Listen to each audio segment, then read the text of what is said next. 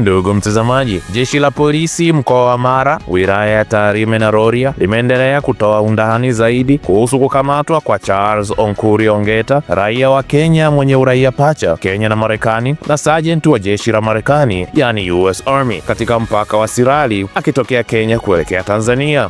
Kwa mujibu wa maelezo ya polisi, Ongeta alikamatwa akiwa na mabomu manne ya kutupa kwa mkono aina ya CS-M68, vifaa vinavyotumiwa kwa kudhibiti ghasia lakini vinachukuliwa kama silaha zilizopigwa marufuku kuingizwa nchini bila utaratibu maalum. Katika taarifa yao, polisi wamesema kuwa hata kama mtuhumiwa angewasilisha maombi rasmi ya kibali cha kuingia na mabomu hayo, sheria ya Tanzania haziruhusu kuingizwa kwa aina ya hiyo ya silaha katika mipaka yake, iwe kwa matumizi binafsi au ya kijeshi bila makubaliano ya juu ya serikali ya Tanzania. Msemaji wa polisi mkoani humo ameongeza kuwa uchunguzi wa awali umebaini kuwa Ongeta alikuwa akiendesha gari aina ya Toyota Land Cruiser yenye namba ya usajili KDP 502Y akitokea upande wa Kenya na alikamatwa mara tu baada ya kuingia eneo la Tanzania. Polisi wamesema kuwa uchunguzi unaendelea kwa kukusanya vielelezo vya ziada, ikiwa ni pamoja na kuchunguza chanzo cha mabomu hayo, madhumuni ya safari yake na iwapo kuna mitandao mingine inayohusiana na tukio hilo. Kwa sasa Ongeta anahojiwa na wataalamu wa upelelezi, huku mamlaka zikiahidi kuchukua hatua stahiki kwa mujibu wa sheria za Jamhuri ya Muungano wa Tanzania baada ya uchunguzi kukamilika mara moja.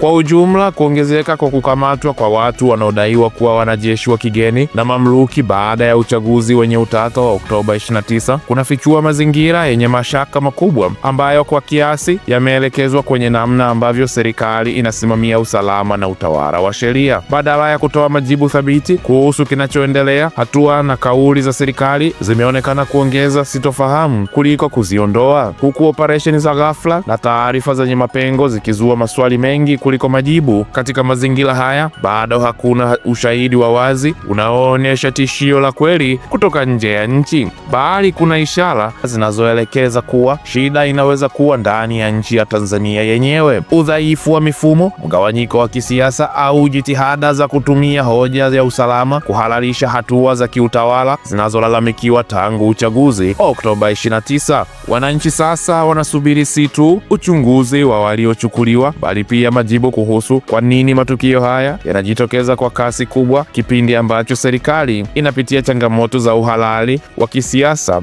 na shinikizo la ndani. Kwa sasa taswira inayojengeka si ya taifa lililoko hatarini na majeshi ya kigeni, bali ya serikali inayotafuta kueleza matatizo yake kwa kuweka lawama nje ya nchi badala ya kujitazama ndani. Hali hii inawaacha wananchi wakitaka uwazi zaidi, uongozi thabiti na majibu ya kweli yanayoweza kurejesha imani kwenye taasisi za usalama ambazo zinapaswa kuwa ngao ya wananchi, siyo chombo cha kuendesha simulizi zinazoibua hofu bila msingi imara. Katika kila mjadala wa kisiasa, kila kanda ina simulizi yake.